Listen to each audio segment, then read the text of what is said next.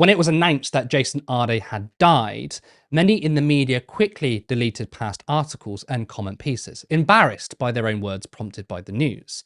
Yet there are some utterly ghoulish, inhumane, and downright disgusting individuals who thought it was appropriate to actively mock his death. This is what Julie Hartley Brewer said on Twitter. Pretty sure Jason Arday's huge book advance will be enough to cover his funeral costs. Give your money to a more deserving cause. Now, when Owen Jones called out her repugnant comment, she doubled down. These monsters don't just walk among us, they present national radio shows, and she says it was only a matter of time, wasn't it? I'm not really sure what she's referring to in terms of matter of time. I guess she meant if Owen Jones was going to attack her, but no self-reflection, no regret, although it's been revealed what Brewer does in her spare time when she's not insulting passed away individuals. Breaking. Radio shock jock Julie Hartley Brewer takes a break from drowning puppies in her bath to revel in a man's suicide. I mean, to be fair, she does look like fucking Cruella de Vil. The difference is, Cruella is a saint compared to Heartless Sewer. Now, the media response to Jason Arday has, of course, been another case study, in the need for media reform. Yet tax expert Dan Needle decided to interject with an untimely and, quite frankly, utterly moronic point. It's very confusing to see people on the left calling for more regulation of the press.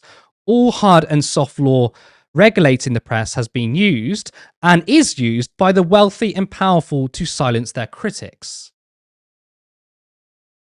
Yes, Dan, because it's the wealthy who use regulation to protect themselves and not the wealthy owning the press who can put out lies and misinformation whenever they please due to poor and weak regulation. I mean, Ofcom have really nailed GB News, haven't they? I mean, maybe if we abolished Ofcom, the media would be better. A really, really stupid point.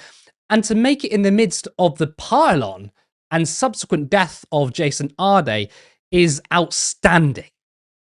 Ben, I want to get your response from those like Hartley Brewer. She and many others claims that this was all about media scrutiny. This wasn't a harassment campaign.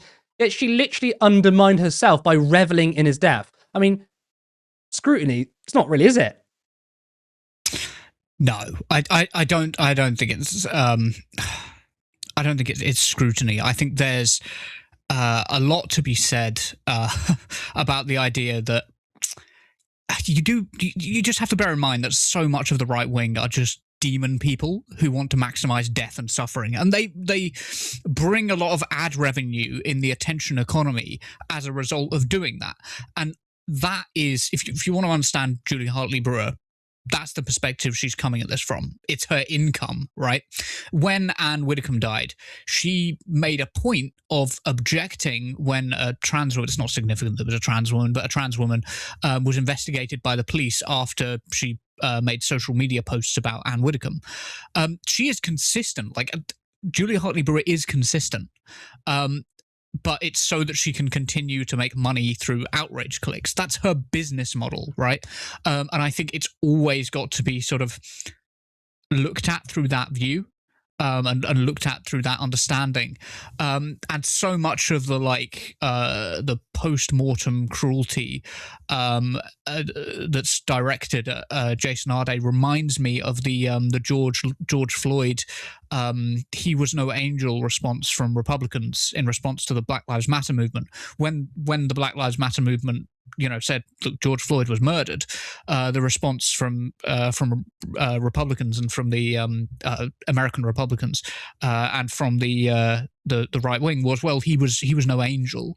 And it's like, no one claimed he was an angel. Nobody claims that like Jason Arday didn't do anything wrong ever in his life. That he didn't make either mistakes.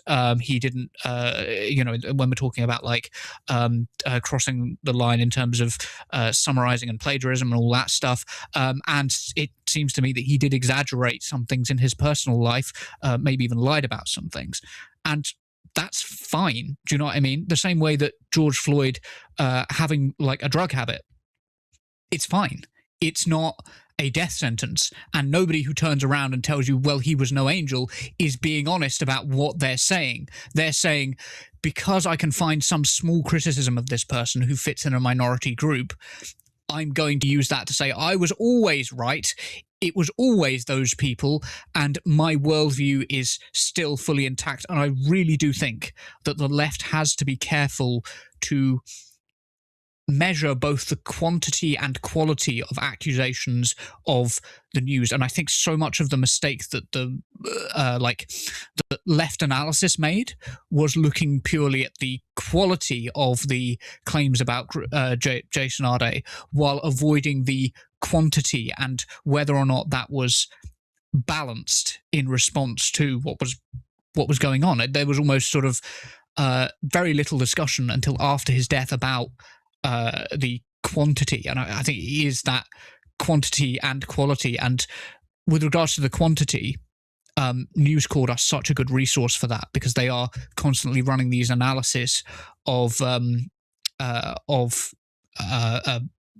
moral questions about our press that look at the stories in the meta and analyze the language, but also analyze the output of the press. So if you can, go and check out the campaigns that News Corp are running in response to Jason Arday's death, because it is well worth checking out. I think what you're talking about here is the perfect victim fallacy, which is that in order for people to defend someone, a victim of a crime, they themselves have to be perfect. And I'm glad you brought up George Floyd, because obviously I spoke about Jason Arday on the weekend, and I used the same analogy, which is that, you know, many on the right were like, why are you celebrating this man? He's a terrible person. He's committed crimes, etc., etc. And it's like, but the point isn't that he needs to be a perfect victim. The point is that the police murdered him. And we don't think that you should be spared from murder if you're a perfect human being. No, you shouldn't be murdered regardless. And I think it's very similar in the way in which people speak about Jason Arday. Now, of course, the severity of the imperfectness is different. I mean, George Floyd did commit crimes. Arday hasn't. But that's the thing. It's like you can't, apparently, according to right-wingers, you can't have a level of empathy if they're not perfect. No one's perfect. Absolutely no one's perfect. I want to talk to you about Dan Needle's point, because I think it's actually relevant, right? He claims that media regulation has somehow helped the wealthy, and us lefties who want stronger regulation, we're wackos, we're crazy, we're stupid. But aren't our regulators incredibly poor? Yeah, obviously our regulators, both in terms of like media regulators and press regulators, are incredibly poor, and the IMA has been criticizing them for some time, and they're a much better place to run those criticisms. When it comes to Dan Needle, I just think he's the wrongest man ever. Like I really do, and I think I said this to you, Curtis, at the time when you sent me the tweet, and I was like, yeah, this guy's just like professionally wrong. So Dan Needle's basis for saying this was largely the Carter Ruck letter. Carter Ruck are, I think, the legal company that Jason Arday or somebody related to him, not related, but like not related as in family related, but in his circle, sent to stop I think it was a journalist running a story about Jason Arday. And Dan Needle's argument is basically that this letter and the firm itself acted as a conduit to intimidate mainstream outlets into silence, and then that led to a backlash. But I kind of think this argument doesn't really make sense when 249 articles were written about like just this one guy.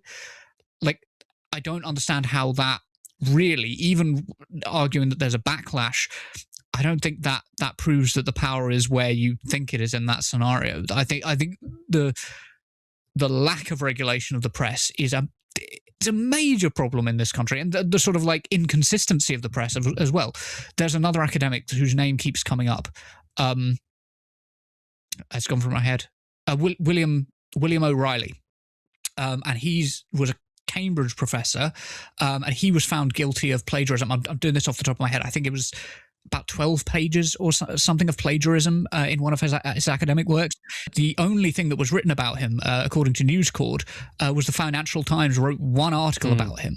Just one article. It's very clear that the press aren't too regulated. They're not regulated enough because they will hound a black academic like literally to his death while ignoring a very similarly situated white academic. And I just think that the inconsistencies are so glaring.